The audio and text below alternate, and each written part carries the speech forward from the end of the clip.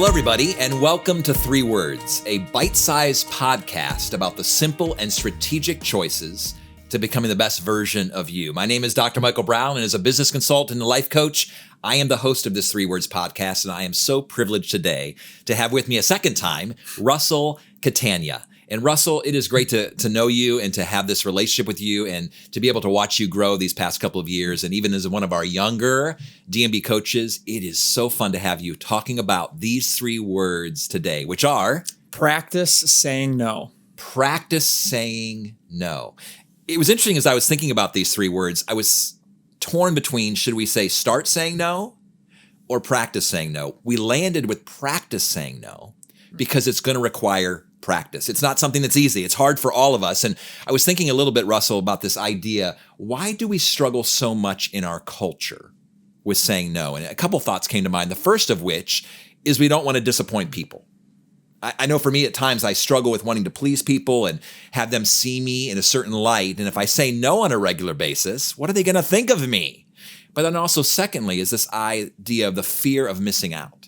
If I say no to something, what if that thing that I said no to, that opportunity or that person was a fantastic missed opportunity? And so I think we struggle. And off the camera, we were chatting a little bit, and I didn't know this until today, but it sounds like you've been having this conversation about practice saying no regularly for most of your life with your mom. Absolutely. Tell me more about that. I think anyone in my family would agree I'm the people pleaser of my family. It is totally an attribute about me that I love in many regards, but it can absolutely be my downfall when I have such a fear of saying no to people because I want to maintain maybe a reputation, or I just really enjoy being the support that someone needs and maybe a certain asset of their life.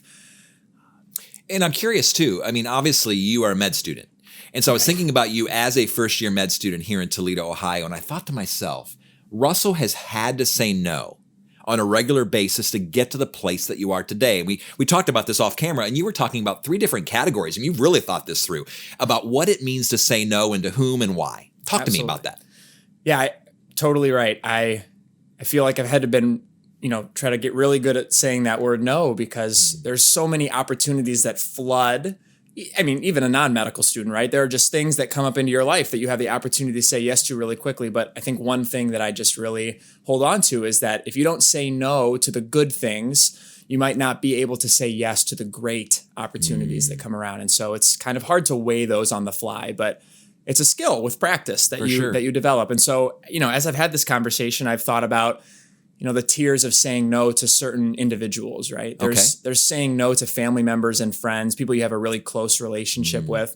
And I think even around the holiday season, that's a really touchy subject, right? As people develop their own relationships outside of their nuclear family, where maybe tradition changes and you start having to say no to build those greater moments, that can cause a lot of tension. And some people don't want to have that conversation with. So Mom, I'm not going to be back for Thanksgiving. Right. That's hard. Absolutely. Yeah. And so some people would rather add that additional stress of buying an extra plane ticket and maybe putting themselves in a tough financial situation or some tension in their new family because, there's a line that they don't want to maybe erase, and they're not willing to make that change. So close family and friends, are there other areas where you've had to say no? I feel like another aspect is saying no to maybe strangers or acquaintances, whether it's a work situation where you are being offered a new opportunity that, might seem like a stepping stone, but very well that it could maybe cause problems with your calendar or your time managing your family or other aspects of your life. And if you say yes to that opportunity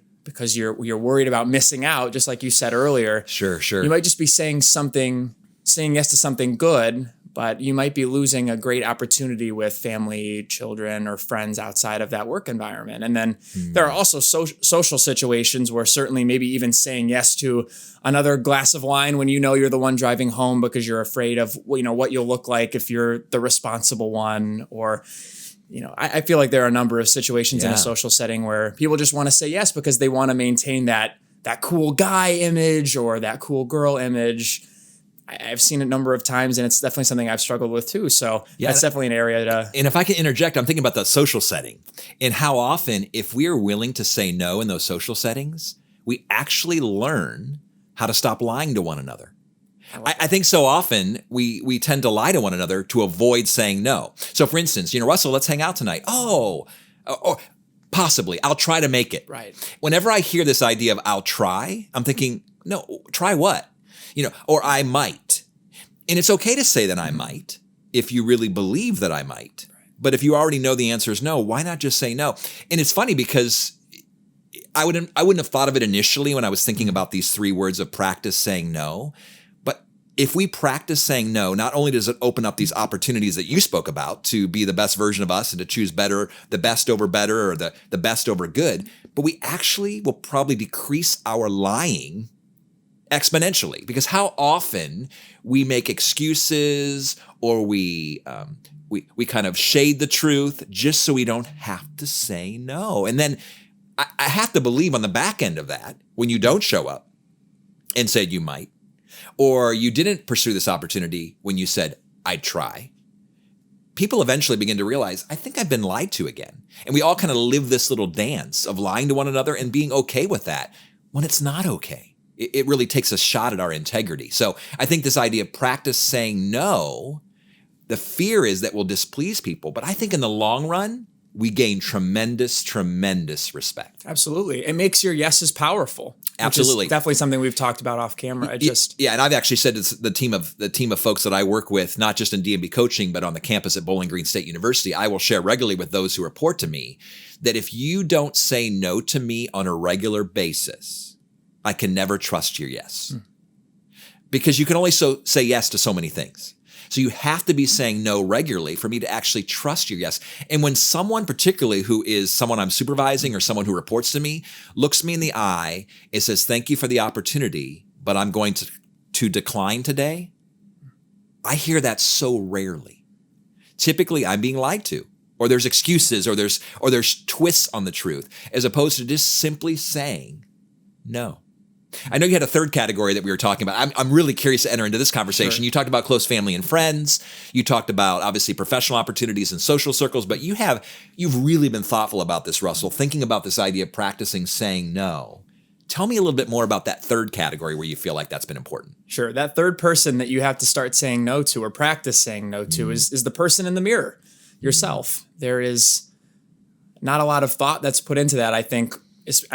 There are even times in my life where I just do not practice saying no to the mediocrity that I have in my life. Just those decisions to be lazy, to be unmotivated, and not really focus on those goals that I've penned down. That is a huge area of my life where if I just start practicing saying no to those things, then I can immediately start seeing positive changes. From a single choice to just say no. And we talked about this. Obviously, you made it to med school. You did very well at the University of Akron. You now are in med school with my son, Justin, and are just thriving in so many areas of your life. And even getting to know you these past couple of years, I've been so impressed because I rarely meet a young man with such thoughtfulness and tenacity and focus on knowing when to say yes and when to say no.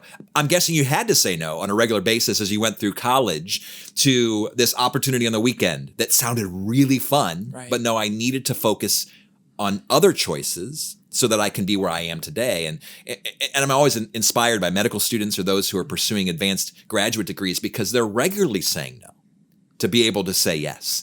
And even this is true of fitness.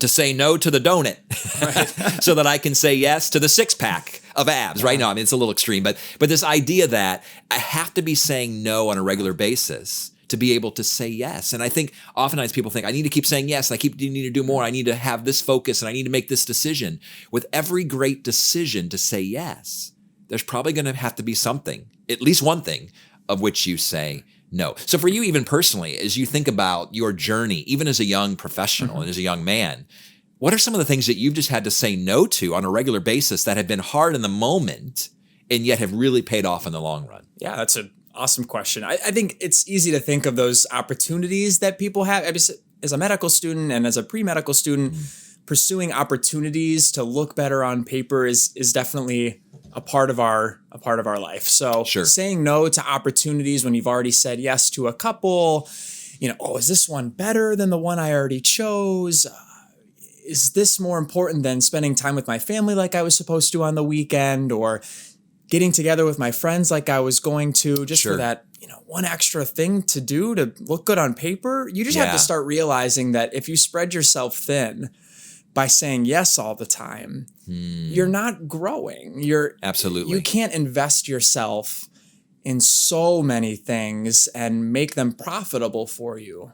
And oftentimes, Russell, we're saying no to the things that are more private and aren't on other people's radar, so that we can say yes to the things that are more in public. And yet it's those things in the private. It is that person that we're becoming when no one else is looking that we need to be saying yes to. Yes to actually those natural and positive rhythms in our life, those habits, that discipline that no one sees, that no one really appreciates. It maybe doesn't build our reputation in the immediate short run. And yet it's really those yeses in private and those yeses when no one is looking, that is off the camera, right?